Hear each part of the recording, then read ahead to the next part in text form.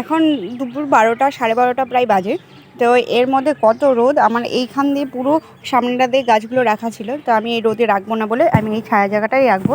কারণ এখন অতিরিক্ত রোদের জন্য এই যে ফলগুলো সাইজ ছোট হয়ে যাচ্ছে, ছোট হয়ে পেকে যাচ্ছে অতিরিক্ত সূর্যের তাপের জন্য।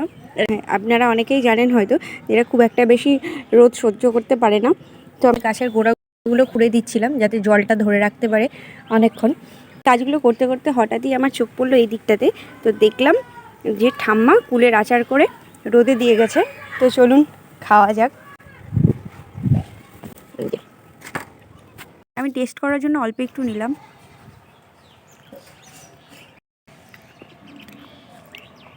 এই রোদের সময় যে কোনো টক জিনিসই বেশ ভালো লাগে, তো স্ট্রবেরিটাও হালকা টক, ওই জন্য ওটা এই সময়ই বেশি ভালো লাগে। আর কুলের আচারের তো কোনো কথা হবে না। ভিডিওটি ভালো লাগলে একটা লাইক করে দেবেন আর চ্যানেলটিকে সাবস্ক্রাইব করে দেবেন।